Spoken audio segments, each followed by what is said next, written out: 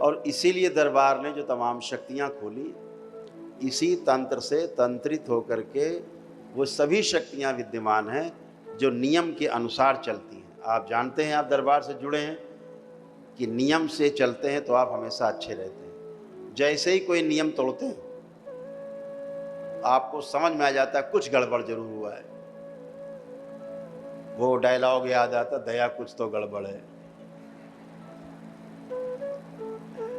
तो आप तुरंत दरबार चल देते हो।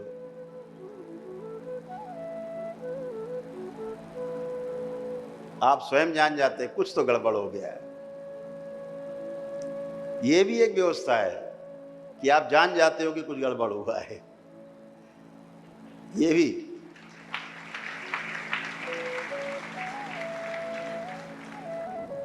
उस व्यवस्था को समझ लिया जाए जो है ही, जो कभी बदल नहीं सकती। एसेंशियल पार्ट है इसमें, अनिवार्य है, जो कभी नहीं बदलता। सूर्योदय प्रातः काल इतने बजकर इतने मिनट इतने सेकंड पर धरती के फला फला भाग पर होगा, ये निश्चित है। इतने बजे सूर्य अस्त होगा, धरती के किस भूभाग पर सूर्य का अस्त होने का समय क्या है वो निश्चित है। 1000 वर्ष पहले और चाहे 1000 वर्ष बाद का निकाल लो, सब गणना आपके पास रहेगी, एकदम सही रहेगी। इसीलिए अखबार में आप पढ़ते होंगे कल सुबह सूर्योदय कितने बजे होगा, तो पहले से लिखा है। अब इस सूरज से पूछ के नहीं लिखा है कि भैया तुम सवेरे कितने बजे उदय होगे। वो तो व्यवस्था है, उनकी तो काम ही व्यवस्था में रहना। तो प्रकट हो जाते, दिख जाते हैं। धरती मैया जरा सा हटी और दिखे।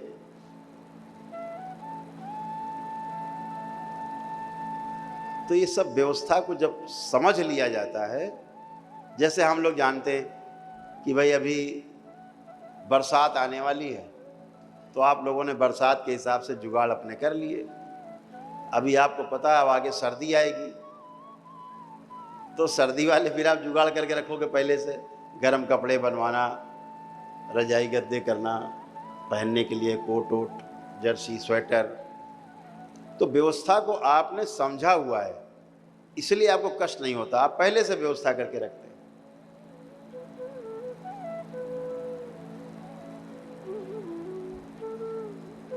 तो जब पहले से समझे होते हैं तो कष्ट नहीं होता। जो पहले से नहीं समझा, अब पैजामा पहनना नाड़ा है नहीं, अब कैसे पहनेगा, तो समस्या आ जाएगी। और व्यवस्था जिसने समझ रखी है, पैजामे में नाड़ा पहले से डाल रखा है उसने, और बाकायदा गांठ लगा दी है कि निकलने ना पाए। नहीं तो पेन ले करके उसे फंसा करके फिर उसमें अंदर लोग डालते फिर बैठते रहते। तो व्यवस्था को पहले से जो समझ के रखते हैं वो पूरे आनंद में रहते हैं। इसीलिए दरबार ने कहा जो नाम तंत्र क्रिया योग। तंत्र का मतलब व्यवस्था,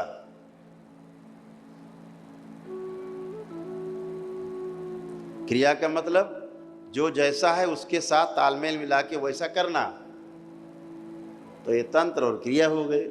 और योग क्या है? योग है जो इनसे निकलने वाला परिणाम है वो सुखकारी है, वो योग है। तो तंत्र क्रिया योग की दीक्षा में आप दीक्षित हुए, इनको जोड़ दिया जाए तंत्र और क्रिया को तो योग हो जाता है। और जब आप पूरी प्रक्रिया अपनाते हैं तो वो संयोग बन करके आपके सामने परिणाम देता है, अच्छा परिणाम आता है। तो व्यवस्था को समझ लिया, व्यवस्था को समझ करके उसके अनुसार तालमेल बना लिया तो जीना सुखकारी है। हमने जान लिया कि ये ऊर्जा ठीक नहीं है, ये शक्ति ठीक नहीं है, हमें इसका पूजा पाठ बिल्कुल नहीं करना, याद भी नहीं करना है। कभी कोई याद दिलाए तो धत करके बोल देना, धत दूर, ऐसे बोल देना। स्मृति नहीं बनेगी आपके अंदर, उसकी टूट जाएगी।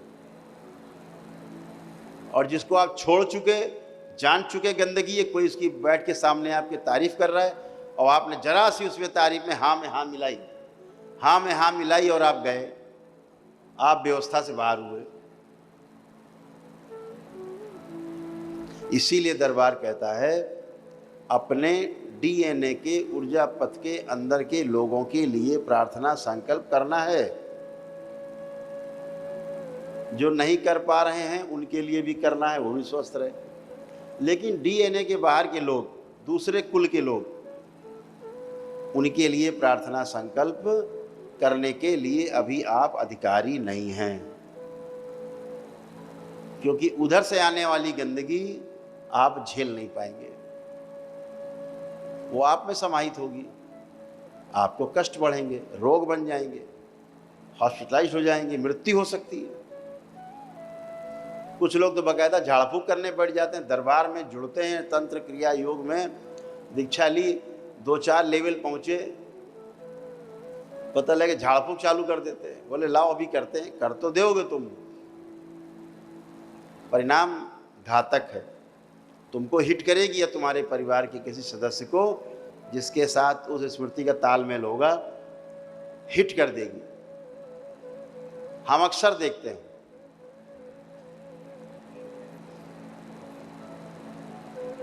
या दरबार को गलत वलत बोल दिया उल्टा सीधा, तो दरबार के पुण्य उससे हट जाते हैं, परिवार के सदस्य से, और कष्ट में रहता है। उल्टा सीधा बोल दिया। जैसे अभी एक केस आया था, गोरखपुर का ही था, तड़प रहे थे, दरबार देख रहा था, इनके मन में दरबार के प्रति दुर्भावना है। बच गए अलग बात है, दरबार ने बचाया उनको, जान बचाई। हर जगह से मना हो गए थे कि नहीं बचेंगे, घर ले जाओ, एम्बुलेंस में थे। तो दरबार के शिष्य हैं, उनको यहाँ ले आए एम्बुलेंस में, यहाँ से चले भी गए, रास्ते में थे तो हमने मोबाइल से लाइव वीडियो कॉल से बात की। आ कर रहे थे, हाथ पैर पटक रहे थे, जो कुछ बंधा था आईसीयू में सब नोच नोच के फेंक रहे थे, होश में ही नहीं थे। स्मृतियां सब बाहर जा चुकी थी मृत्यु की ओर, बस कुछ घंटे, चंद घंटे शेष और मौत के आगोश में थे। क्यों बचे हुए थे? महामृत्युंजय का उन्होंने, परिवार ने कर रखा था अनुष्ठान दरबार का।